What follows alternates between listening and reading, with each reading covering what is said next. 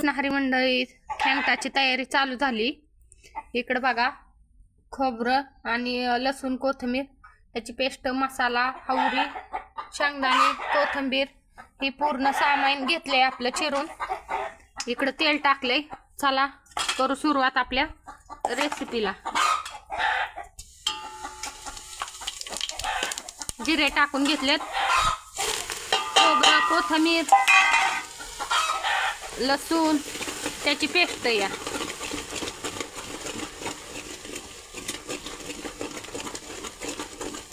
Mix भाजी, खेंगटाची भाजी म्हणते असं. आणि सकाळी सकाळी जास्त धावपळ उठलेली या, लेकरांना शाळेत जायचं असल्यामुळं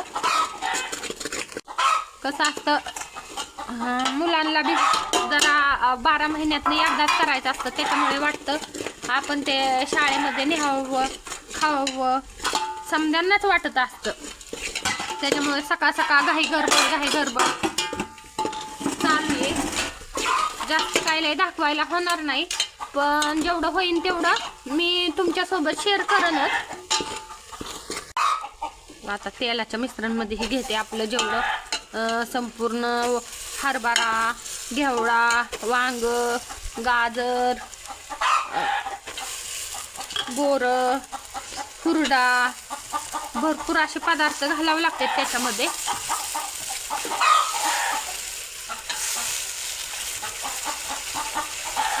काय काय हुकलं असलं चुकलं असलं संपूर्ण टाकलंय. पण सांगते, चाकवतची भाजी एक असते, चाकवतची भाजी पण घालते तर आमच्यात.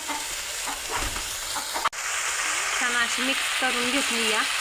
आता त्याच्यामध्ये आपल्या चवीनुसार मीठ घालून घेते. आणि भरपूर असं खेंगट केलेलं आहे. कशामुळं तर संपूर्ण समद्यात जास्त आवडते, त्याच्यामुळं ही मिक्स भाजी जास्त करतो आम्ही.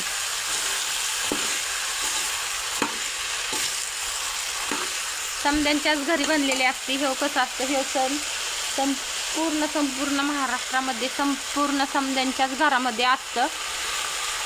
पण चला म्हणलं त्यातले थोडंफार आपण तुमच्यासोबत शेअर करावं. छान असं मस्त खेंगाट शिजून झालेलं आहे बघा, कशी तरी आली या. इकडं बघा, तीळ लावून अशा भाकरी चाललेले. इकडं बघा, आज त्याचा मान असतो. हवरी लावून अशा भाकरी करायच्या, बाजरीच्या भाकरी आणि खेंगट आज खायला असतं. इकडं पहा, आता जेवढं होता होईन एवढं माझ्याच्यानी मी दावण्याचा प्रयत्न केलेला आहे. कसं सकाळी सकाळी मुलांना शाळेत जाण्याची भरपूर अशी घाई गडबड होती. आणि मुलांना पण हे खेंगट खाण्यासाठी न्यायचं होतं, त्याच्यामुळे उरकायचं होतं. जेवढं घाई गडबडीत होईन तेवढं तुम्हाला दाखवण्याचा प्रयत्न केलाय. तेवढ्यात खानावाले पण आलते, खण पण घेतलाय आपला. दावते चला. बघा, आपण खण घेतलाय. हा छोटावाला आहे का, हा तुळशीचा खण या.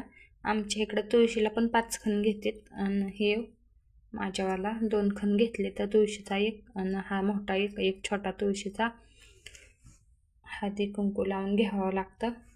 बघा, झाली संक्रांतीची तयारी चालू.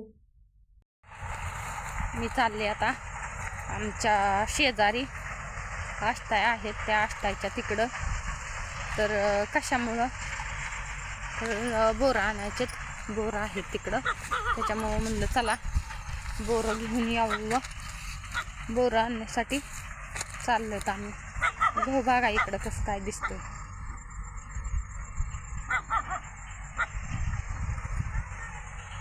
कसं काय वाटतंय गहू बघा, दिसतोय का नाही एकच नंबर. आता निसवायला लागलाय चांगला, बऱ्यापैकी निसावला या. यंदा मस्त आहेत, समजेच गहू लय चांगले आहेत यंदा.